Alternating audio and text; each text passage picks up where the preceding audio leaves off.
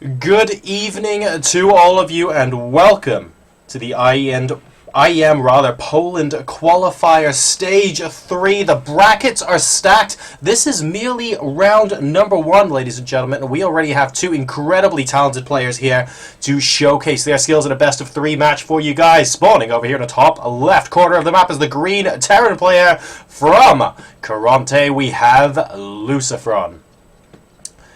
He is going to be facing the blue Protoss in the bottom right-hand corner of the map in this best of 3 showdown.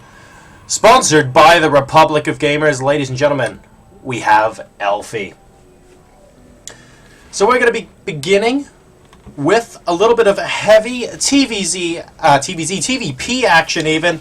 My words are a little bit muddled today. In fact, I didn't even dress up for the occasion. I'm in my suit this evening, but that's actually because I dashed back from an interview, of all things, which went well, by the way, thank you very much, to come and cast this qualifier this evening. Frankly, there were so many good games available in this bracket that IEM needed a little bit of help making sure as many of the games as possible got broadcast, and as a direct result of this, we're able to pop me into this qualifier. So don't forget, Colossus and Icicle are on the ESL TV stream, and they are currently streaming, I believe, Stefano versus Vortex, which is going to be a pretty amazing ZVZ. And the winner plays the winner of this match. Yes, that means we might have LucifroN versus Vortex in the second round of this tournament, because LOL, of course. We have a probe coming out here, going to be harassing the supply depot a little bit. It's actually going down to about 10 hit points, but just about managing to do it. LucifroN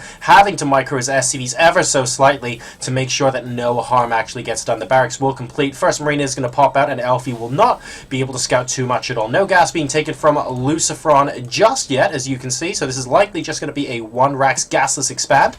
And in the meantime, we have the Cybernetics core coming down after the gateway from Elfi on 1 gas. So nothing terribly out of the ordinary so far. Everything looking very, very normal. Elfi going to be patrolling the probe until the Marine pops out. Doesn't want to hang around there too much longer. Wants to see if he can get a second scout in. A lot of the time we see a probe hiding out, maybe at the third base, at the watchtower, until they can see an opportunity to maybe go back and see if an expansion has been put down. We can see it's next to the main base right now for LucifroN. He will be floating that down soon. And in the meantime, he's keeping a couple Marines on the high ground in case an early scout does decide to pop back. We have got the probe actually moving back towards his base now. The Zealot just going to be guarding the ramp, and SCV. Hasn't SCV gone up there just yet? Yes, he has. He's coming out right now. And, almost getting the SCV. Decent Zealot micro coming out of there from Elfi, but LucifroN will be able to get his scout away, no problem at all. Stalker now popping out for Elfi to help defend here, and the second gas is being taken at the 4.5 minute mark in addition to the Nexus. Now the SCV did leave the base and saw that the Nexus was under construction here, so LucifroN does already know that we have gone to that we have actually gone to a 1-gate expand, and that would be a good opportunity to remember to put myself on busy, as Sean, our very friendly IEM admin, reminding me that Katowice is in fact the name of the Polish qualifier here at the Intel Extreme Masters, and hopefully I haven't butchered that too much. If there happen to be any Polish speakers that are watching the stream right now, feel free to let me know how badly I've butchered it, and then I will get back to you with how I can hopefully improve. We're going up to a very quick triple command center, by the way. We had a second and third barracks come down after the third command center, and this is in a direct response to Elfi's opening, where LucifroN saw that the Nexus went down very early in the game. So we're both going to be going up to a macro game here. LucifroN taking advantage of the fact that Elfi was not going to be applying any sort of early game pressure whatsoever. And as a result, he's going to try and go for a little bit of a greedy build himself. We have the first observer coming out of a robotics facility, 3 gates and a robo for Elfi. And in the meantime, this Zealot, very diligently holding this forward watchtower, needs to be a little bit careful in case some units pop down to take it out, but he should be able to outrun those Marines no problem as long as he catches it early. And bunker up for LucifroN. Everything actually looking quite standard so far, considering the third command center was brought on very early on. And he's going to be able to crank out triple mules and very, very quick SCV production. He's actually down one at the moment, 34 to 35. But that investment is going to pay off handsomely soon, as 3 SCVs at a time are popping out. Now, Stim has just started a lot of Marines popping out to fend off any early game aggression, although that's not going to be incoming from Elfi for a while. 3 Gates and Robo will get some units out, but really they're just serving a defensive purpose as it currently stands. Elfi going up to 3 gas in the meantime. So let's see what kind. In fact, his 4th gas has just been taken as well, and he's actually going straight up to the robotics bay, ladies and gentlemen, at the back of the main of his mineral line. So he is going up to Colossus production very early in the game. Of course, with this cliff here, very, very annoying if we get into a Warp Prism harass or something like that. So that is also possible. There are some interesting builds, although we mainly see them versus Zerg, where Gravitic Drive is just super useful. But in the late game, of course, quicker Warp Prism's always a good idea, no matter what, as long as you're harassing with them. LucifroN, in the meantime, knocking down the rocks between his natural expansion and his 3rd base, as is Elfi. So both sides not looking to put any sort of aggression on so far. The unit that has actually been sent out the furthest across the map since those starting worker scouts has been this Observer. So everything looking very, very chill so far from both sides, willing to go into the longer game here. We have Double Forge coming out from Elfi now, so he's going to be able to make use of that 3rd and 4th gases, and we see the SCV spotting that the probe is trying to put the Nexus down, but unable to do so. Are we even going to see a block from LucifroN here? It probably won't be too worth it, because frankly these rocks are about to die, but a Stalker gets sent in anyway, and Elfi is going to be able to put down his 3rd without any trouble whatsoever. Now, are we going to see this prompt LucifroN into a little bit of an attack, or are we going to see him attempt to take another base quite quickly? Medevac production has now started for him. Come on, LucifroN. Don't make a liar out of me. And okay, well, he will start that in just a second.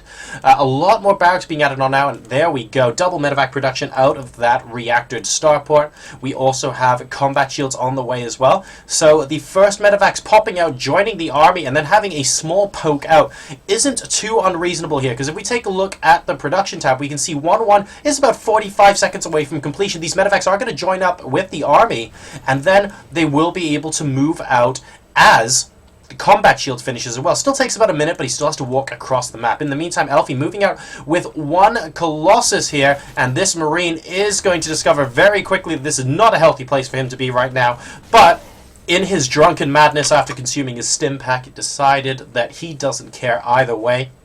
And a couple of gigantic laser beams do see that he gets sent off to whatever hell Marines happen to believe in these days.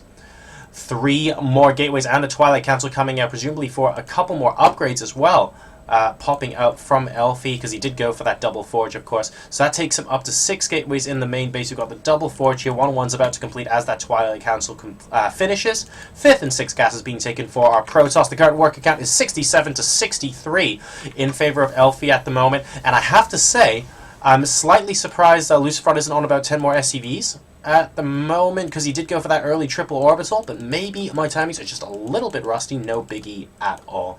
Look at this, actually. We have the ship weapons level 1 already being researched, so he's seen the Colossus, of course, thanks to Marine at Watchtower that decided to get fried earlier on, and is preemptively trying to counter a lot more of them. But let's take a look at the army composition of Elfi right now. He actually only has 2 additional Colossi out on the field. In fact, 1 sitting rather naked at the ramp. Instead, he's going to be going for a rather quick Templar Archives, and he's going straight for Storm.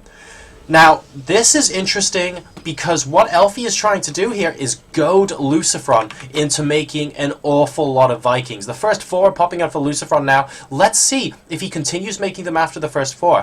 What he wants to do, ideally, is to have LucifroN pop out with way too many Vikings. Yes, they will kill off the 2 Colossi very quickly indeed, but after that, the storms from the High Templar will be able to try and take out the army of LucifroN. So Elfi is trying to push LucifroN off of his ideal army composition now. And we do have a scan coming in from LucifroN. Let's take a quick check at what he sees there. Not an awful lot. He spots at least one Colossus at the third base, but doesn't see just yet that we in fact have a full tech switch and there are only a couple of Colossi out on the field. And look at this.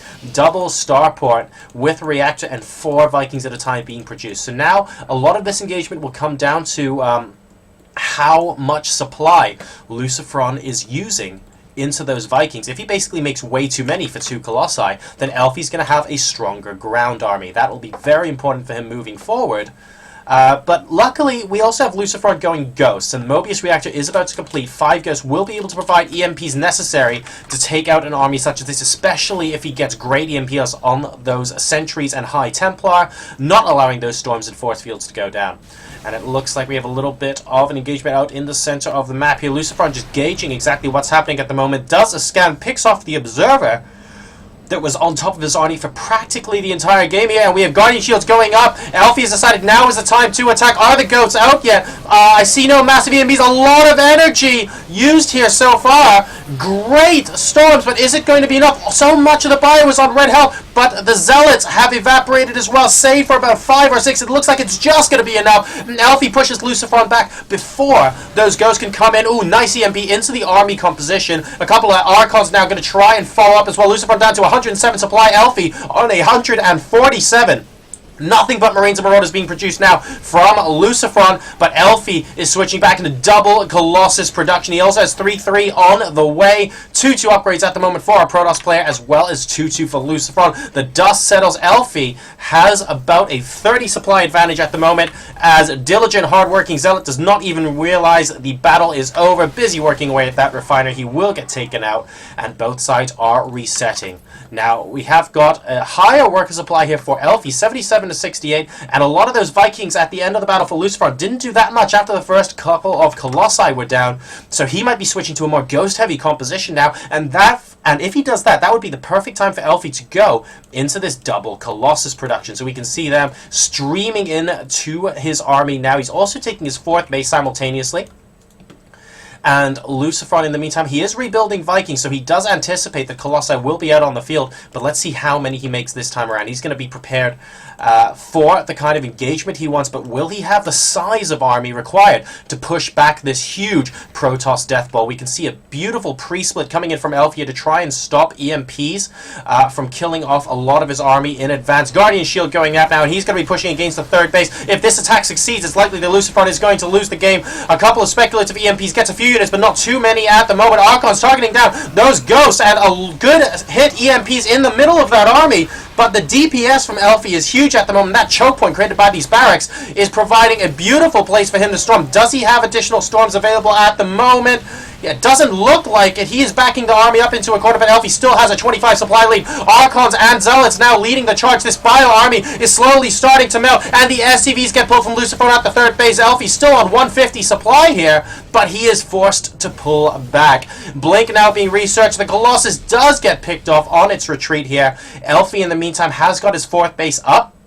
Needs to send a couple more workers to help that mine, and he's going for poke number 3. I'm not 100% certain this is going to succeed, but Elfi is feeling like he wants to be able to keep the pressure up, and part of that might be because 3-3 is already complete, and LucifroN is still waiting for his +3 attack. He actually hasn't started +3 armor at his engineering base, so that is still an option for him, but he is out of money trying to replenish the army right now, which is why he's only able to hit that +1 attack. More Colossi now popping out, joining the army here of Elfi. Once Blink is researched, he'll be able to Blink Micro some of those Stalkers to the back of the army, helping to prolong the shelf life of these Zealots, because the Stalkers will also be able to assist in a little bit of that damage tanking. We have a good storm going off there preemptively from Elfi, but an equally good snipe. Good EMP on a lot of the army. Some of the Zealots, though, still on a decent chunk of hit points, storming mostly his own Zealots, admittedly, and some of the Vikings as well. There is Elfi down to the 2 Vikings. Now, 2 Vikings for 2 Colossi is not a position you want to be in